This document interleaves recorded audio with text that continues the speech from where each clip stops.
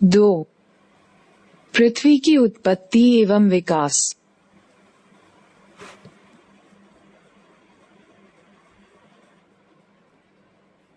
आपको वह कविता याद है जो आपने अपनी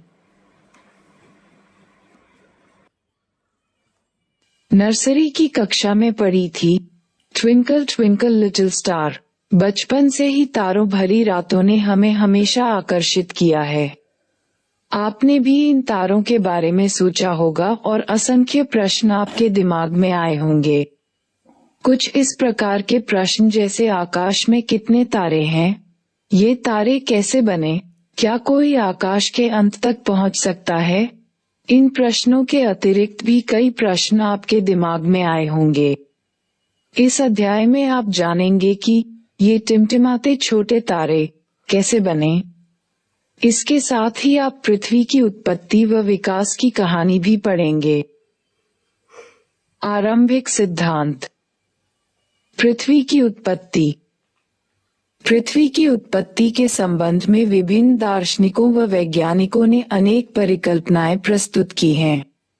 इनमें से एक प्रारंभिक एवं लोकप्रिय मत जर्मन दार्शनिक इमैनुअल कांट का है। 1796 ईशून्य में गणितज्ञ लाप्लेस ने इसका संशोधन प्रस्तुत किया, जो निहारिका परिकल्पना नेबुलर हाइपोथेसिस के नाम से जाना जाता है। इस परिकल्पना के अनुसार ग्रहों का निर्माण धीमी गति से घूमते हुए पदार्थों के बादल से हुआ, जो कि सूर्य की युवा अवस्था से संबद्ध थे।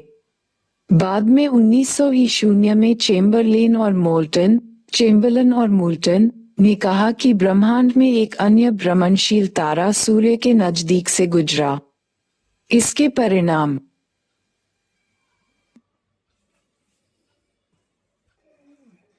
स्वरूप तारे के गुरुत्वाकर्षण से सूर्य सतह से सिगार के आकार का कुछ पदार्थ निकलकर अलग हो गया।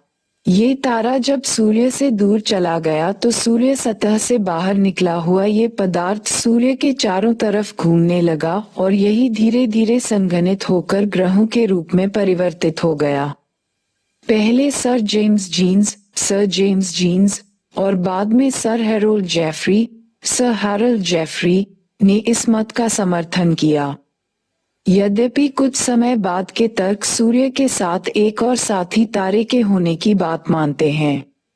ये तर्क द्वैतारक सिद्धांत बाइनरी थियरीज के नाम से जाने जाते हैं। 1950 ईशून्य में रूस के ऑटो शिमिट व जर्मनी के कार्ल वाइजास्कर ने निहारिका परिकल्पना नेबुलर हाइपोथेसिस में कुछ संशोधन किया, जिसमें विवरण भिन्न था। उनके विचार से सूर्य एक सौर निहारिका से घिरा हुआ था, जो मुख्यतः हाइड्रोजन, हीलियम और धूलिकणों की बनी थी। इन कणों के घर्षण व टकराने कलिजन से एक चपटी तश्तरी की आकृति के बादल का निर्माण हुआ और अभिवृद्धि एक्रीशन प्रक्रम द्वारा ही ग्रहों का निर्माण हुआ।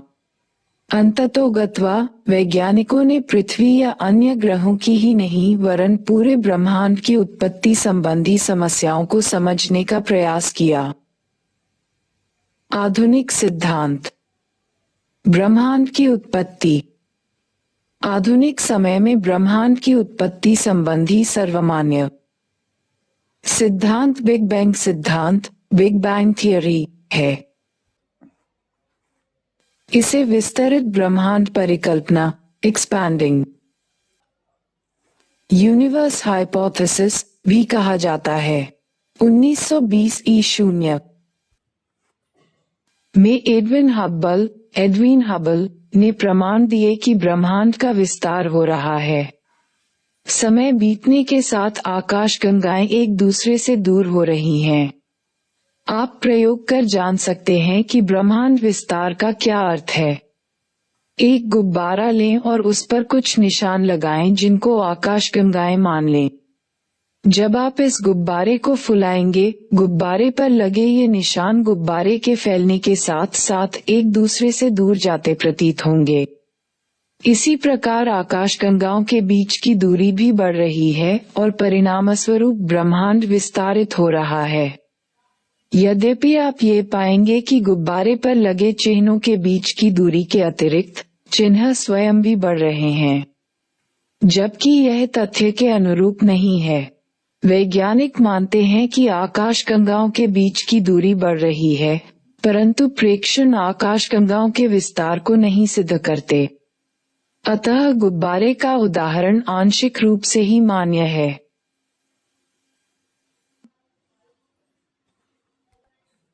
बिग बैंग सिद्धांत के अनुसार ब्रह्मांड का विस्तार निम्न अवस्थाओं में हुआ है।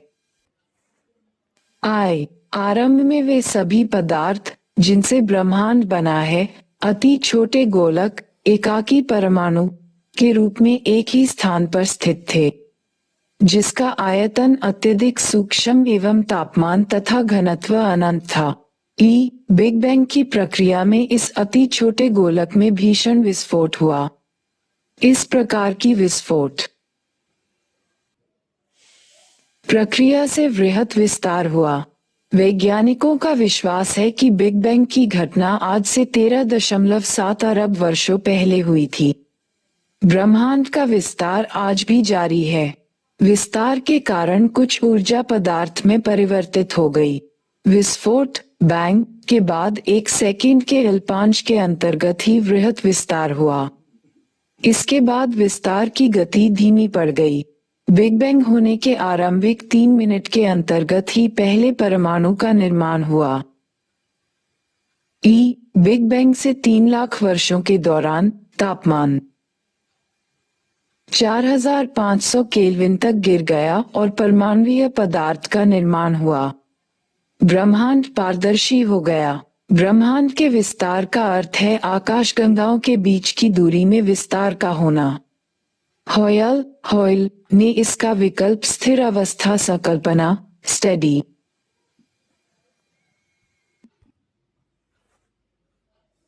स्टेट कॉन्सेप्ट के नाम से प्रस्तुत किया। इस संकल्पना के अनुसार ब्रह्मांड किसी भी समय में एक ही जैसा रहा है। यद्यपि ब्रह्मांड के विस्तार संबंधी अनेक प्रमाणों के मिलने पर वैज्ञानिक समुदाय अब ब्रह्मांड विस्तार सिद्धांत के ही पक्षधर हैं। स्टेट कॉन्सेप्ट के नाम से प्रस्तुत किया। इस संकल्पना के अनुसार ब्रह्मांड किसी भी समय में एक ही जैसा रहा है। यद्यपि ब्रह्मांड के विस्तार संबंधी अनेक प्रमाणों के मिलने पर वैज्ञानिक समुदाय अब ब्रह्मांड विस्तार सिद्धांत के ही पक्षधर हैं। तारों का निर्माण। प्रारंभिक ब्रह्मांड में ऊर्जा व पदार्थ का वितरण समान नहीं था। घनत्व में आरंभिक भिन्नता से गुरुत्वाकर्षण बलों में भिन्नता आई, जिसके परिणामस्वरूप पदार्थ का एकत्रण हुआ।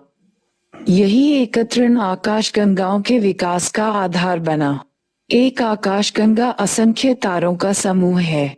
आकाशगंगाओं का विस्तार इतना अधिक होता है कि उनकी दूरी हजारों प्रकाश वर्षों में लाइट ईयर्स मापी जाती है। एक अकेली आकाशगंगा का व्यास 80,000 से 1,50,000 प्रकाश वर्ष के बीच हो सकता है। एक आकाशगंगा के निर्माण की शुरुआत हाइड्रोजन गैस से बने विशाल बादल के संचयन से होती है, जिसे निहारिका नेब्यूला कहा गया। क्रमशः इस बढ़ती हुई निहारिका में गैस के झुंड विकसित हुए। ये झुंड बढ़ते बढ़ते घने गैसीय पिंड बने, जिनसे तारों का निर्माण आरंभ हुआ। ऐसा विश्वास किया जाता है कि तारों का निर्माण लगभग 5 से 6 अरब वर्षों पहले हुआ। प्रकाश वर्ष लाइट ईयर समय का नहीं वरन दूरी का माप है। प्रकाश की गति 3 लाख की 0 मीटर 0 प्रति सेकंड है।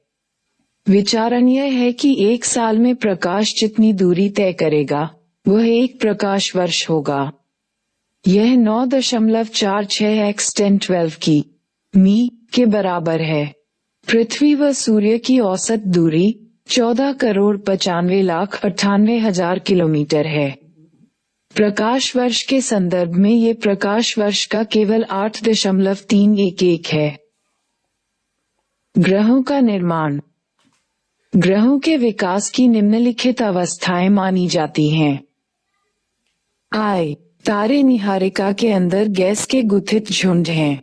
इन गुथित झुंडों में गुरुत्वाकर्षण बल से गैसीय बादल में क्रोड का निर्माण हुआ और इस गैसीय क्रोड के चारों तरफ गैस व धूलकणों की घूमती हुई तश्तरी रोटेटिंग डिस्क विकसित हुई। अगली अवस्था में गैसीय बादल का संघनन आरंभ हुआ और क्रोड को ढकने वाला पदार्थ छोटे गोलों के रूप में विकसित हुआ। ये छोटे गोले संसंजन अणुओं में पारस्परिक आकर्षण प्रक्रिया द्वारा ग्रहाणुओं प्लैनेटेसिमल्स में विकसित हुए। संघटन कलिजन की क्रिया द्वारा बड़े पिंड बनने शुरू हुए और गुरुत्वाकर्षण बल के परिणामस्वरूप ये आपस में जुड़ गए। छोटे पिंडों की अधिक संख्या ही ग्रहाणु है। अंतिम अवस्था में इन अनेक छोटे ग्रहाणुओं के सहवर्धित होने पर कुछ बड़े पिंड ग्रहों के रूप में बने।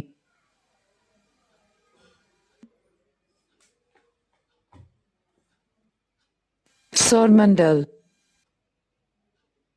हमारे सौरमंडल में 8 ग्रह हैं।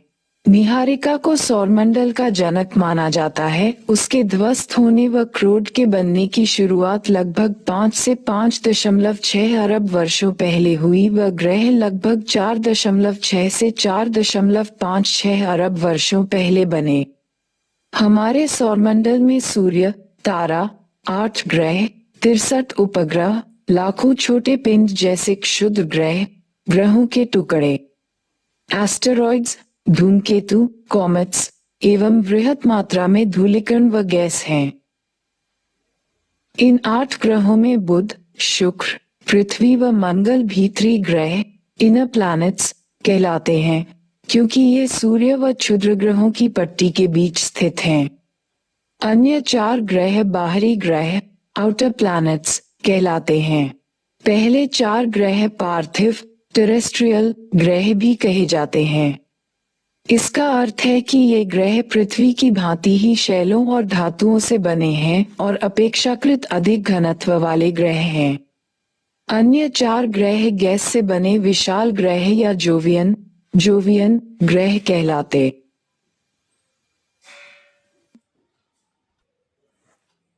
हैं। जोवियन का अर्थ है बृहस्पति, जुपिटर की तरह। इनमें से अधिकतर पार्थिव ग्रहों से विशाल हैं और हाइड्रोजन व हीलियम से बना सघन वायुमंडल है। सभी ग्रहों का निर्माण लगभग 4.6 अरब वर्षों पहले एक ही समय में हुआ। अभी तक प्लूटो को भी एक ग्रह माना जाता था, परंतु अंतर्राष्ट्रीय खगोलिकी संगठन ने अपनी बैठक अगस्त 2006 में यह निर्णय लिया कि कुछ समय पहले खोजे गए अन्य खगोलीय पिंड 2003 उब 318, 313 तथा प्लूटो बोने ग्रह कहे जा सकते हैं। हमारे सौरमंडल से संबंधित कुछ तथ्य सारणीय 2.1 में दिए गए हैं। भीतरी ग्रह पार्थिव हैं जबकि दूसरे ज्यादातर ग्रह गैसीय हैं। ऐसा क्यों है? पार्थिव व जोवियन ग्रहों में अंतर निम्न परिस्थितियों के फलस्वरूप हो सकता है।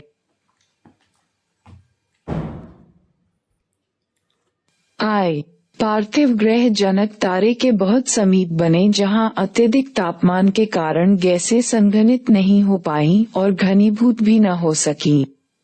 जोवियन ग्रहों की रचना अपेक्षाकृत अधिक दूरी पर हुई। सौर वायु सूर्य के नजदीक ज्यादा शक्तिशाली थी, अतः पार्थिव ग्रहों से ज्यादा मात्रा में गैस व धूलकण उड़ा ले गई। सौर पवन इतनी शक्तिशाली न होने के कारण जोवियन ग्रहों से गैसों को नहीं हटा पाए। पार्थिव ग्रहों के छोटे होने से इनकी गुरुत्वाकर्षण शक्ति भी कम रही, जिसके परिणामस्वरूप इनसे निकली हुई गैस इन पर रुकी नहीं रह सकी। चंद्रमा। चंद्रमा पृथ्वी का अकेला प्राकृतिक उपग्रह है। पृथ्वी की तरह चंद्रमा की उत्पत्ति संबंधी मत प्रस्तुत किए गए हैं। सन 1838 ईशून्य में सर जॉर्ज डार्विन ने सुझाया कि प्रारंभ में पृथ्वी व चंद्रमा तेजी से घूमते एक ही पिंड थे। ये पूरा पिंड डंबल, बीच से पतला व किनारों से मोटा की आकृति में परिवर्तित हुआ और अंततोगत्वा टूट गया। उनके अनुसार चंद्रमा का निर्माण उसी पदार्थ से हुआ है जहां आज प्रशांत महासागर एक गर्त के रूप में मौजूद है। यद्यपि वर्तमान समय के वैज्ञानिक इनमें से किसी भी व्याख्या को स्वीकार नहीं करते। ऐसा विश्वास किया जाता है कि पृथ्वी के उपग्रह के रूप में चंद्रमा की उत्पत्ति एक बड़े टकराव, जायंट इम्पैक्ट का नतीजा है जिसे द बिग स्प्लैट कहा गया है। ऐसा मानना है कि पृथ्वी के बनने के कुछ समय बाद ही मंगल ग्रह के 1 से 3 गुना बड़े आकार का पिंड पृथ्वी से टकराया। इस टकराव से पृथ्वी का एक हिस्सा टूटकर अंतरिक्ष में बिखर गया। टकराव से अलग हुआ ये पदार्थ फिर पृथ्वी के कक्ष में घूमने लगा और क्रमशः आज का चंद्रमा बना। ये घटना या चंद्रमा की उत्पत्ति लगभग 4.44 अरब वर्षों पहले हुई। पृथ्वी का उद्भव। क्या आप जानते हैं कि प्रारंभ में पृथ्वी चट्टानी, गर्म और वीरान ग्रह थी जिसका वायुमंडल विरल था जो हाइड्रोजन। पृथ्वी की परतदार संरचना विकसित हुई। स्थलमंडल का विकास। ग्रहाणु व दूसरे खगोलीय पिंड ज्यादातर एक जैसे ही घने और हल्के पदार्थों के मिश्रण से बने हैं। उल्काओं के अध्ययन से हमें इस बात का पता चलता है। बहुत से ग्रहाणुओं के इकट्ठा होने से ग्रह बने। पृथ्वी की रचना भी इसी प्रक्रम के अनुरूप हुई है। जब पदार्थ गुरुत्व बल के कारण संत हो रहा था तो उन इकट्ठा होते पिंडों ने पदार्थ को प्रभावित किया। इससे अत्यधिक ऊष्मा उत्पन्न हुई। ये क्रिया जारी रही और उत्पन्न ताप से पदार्थ गलने लगा। ऐसा पृथ्वी की उत्पत्ति के दौरान और उत्पत्ति के तुरंत बाद हुआ। अत्यधिक ताप के कारण पृथ्वी आंशिक रूप से द्रव अवस्था में रह गई और तापमान की अधिकता के कारण ही हल्के और भारी घनत्व के मिश्रण वाले पदार्थ घनत्व के अंतर के कारण अलग होना शुरू हो गए। इसी अलगाव से भारी पदार्थ जैसे लोहा पृथ्वी के केंद्र में चले गए और हल्के पदार्थ पृथ्वी की सतह या ऊपरी भाग की तरफ आ गए। समय के साथ यह और ठंडे हुए और ठोस रूप में परिवर्तित होकर छोटे आकार के हो गए। अंततोगत्वा ये पृथ्वी की भूपपटी के रूप में विकसित हो गए। हल्के व भारी घनत्व वाले पदार्थों के पृथक होने की इस प्रक्रिया को विभेदन, डिफरेंशिएशन कहा जाता है। चंद्रमा की उत्पत्ति के दौरान भीषण संघर्ष, जायंट इम्पैक्ट के कारण पृथ्वी का तापमान पुनः बढ़ा या फिर ऊर्जा उत्पन्न हुई और यह विभेदन का दूसरा चरण था। विभेदन की इस प्रक्रिया द्वारा पृथ्वी का पदार्थ अनेक परतों में अलग हो गया। पृथ्वी के धरातल से क्रोड तक कई परतें पाई जाती हैं, जैसे पर्पटी, क्रस्ट, प्रावार, मैंटल, बाह्य क्रोड, आउटर कोर और आंतरिक क्रोड, इनर कोर। पृथ्वी के ऊपरी भाग से आंतरिक भाग तक पदार्थ का घनत्व बढ़ता है। हर परत की विशेषताओं का विस्तार पूर्वक अध्ययन हम अगले अध्याय में करेंगे। वायुमंडल व जलमंडल का विकास। पृथ्वी के वायुमंडल की वर्तमान संरचना में नाइट्रोजन एवं ऑक्सीजन का प्रमुख योगदान है। वायुमंडल की संरचना व संगठन 8वें अध्याय में बताई गई है। वर्तमान वायुमंडल के विकास की 3 अवस्थाएं हैं। इसकी पहली अवस्था में आदिकालिक वायुमंडलीय गैसों का ह्रास है। दूसरी अवस्था में पृथ्वी के भीतर से निकली भाप एवं जलवाष्प ने वायुमंडल के विकास में सहयोग किया। अंत में वायुमंडल की संरचना को जैव मंडल के प्रकाश संश्लेषण प्रक्रिया फोटोसिंथेसिस ने संशोधित किया। प्रारंभिक वायुमंडल जिसमें हाइड्रोजन व हीलियम की अधिकता थी, सौर पवन के कारण पृथ्वी से दूर हो गया। ऐसा केवल पृथ्वी पर ही नहीं, वरन सभी पार्थिव ग्रहों पर हुआ।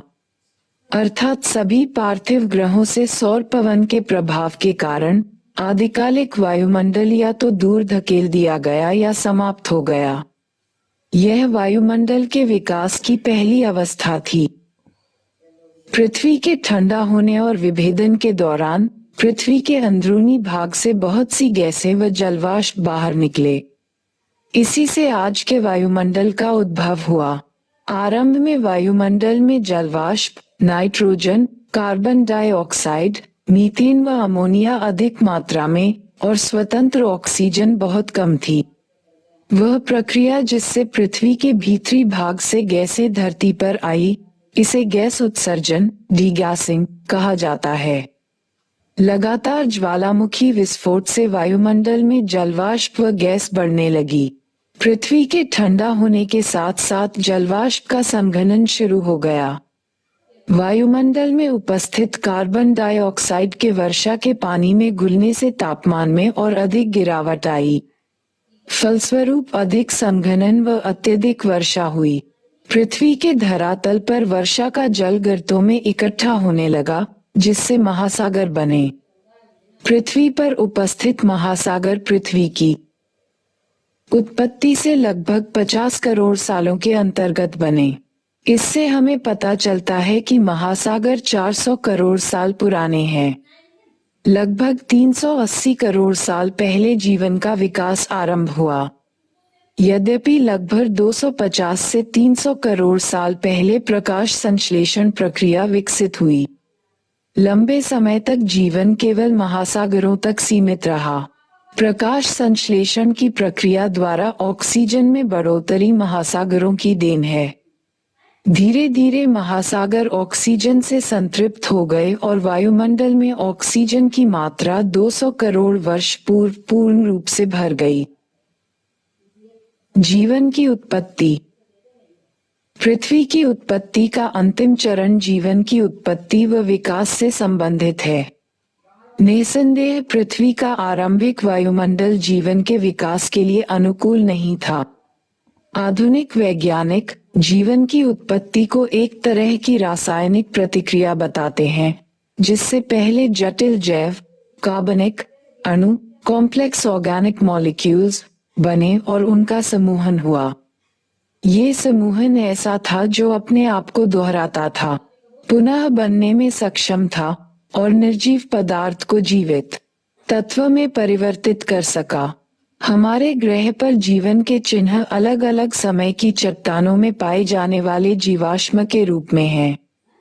300 करोड़ साल पुरानी भूगर्भिक शैलों में पाई जाने वाली सूक्ष्मदर्शी संरचना आज की शैवाल, ब्लू ग्रीन एल्गी की संरचना से मिलती जुलती है। ये कल्पना की जा सकती है कि इससे पहले समय में साधारण संरचना वाली शैवाल रही होगी। यह माना जाता है कि जीवन का विकास लगभग 380 करोड़ वर्ष पहले आरंभ हुआ।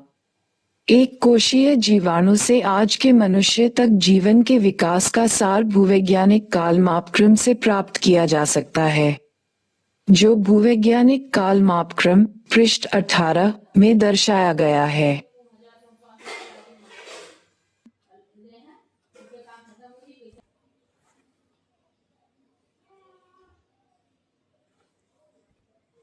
निम्नलिखित प्रश्नों के उत्तर लगभग 30 शब्दों में दीजिए। I. पार्थिव ग्रह चट्टानी क्यों हैं? 11. पृथ्वी की उत्पत्ति संबंधित दिए गए तर्कों में निम्न वैज्ञानिकों के मूलभूत अंतर बताएं। क. कांट व लाप्लेस। ख. चैम्बरलेन व मोल्टन। 111. विभेदन प्रक्रिया से आप क्या समझते हैं? इव. प्रारंभिक काल में पृथ्वी के धरातल का स्वरूप क्या था? वी. पृथ्वी के वायुमंडल को निर्मित करने वाली प्रारंभिक गैसें कौन सी थीं? 3. निम्नलिखित प्रश्नों के उत्तर लगभग 150 शब्दों में दीजिए। I. बिग बैंग सिद्धांत का विस्तार से वर्णन करें। 11. पृथ्वी के विकास संबंधी अवस्थाओं को बताते हुए हर अवस्था चरण को संक्षेप में वर्णित करें।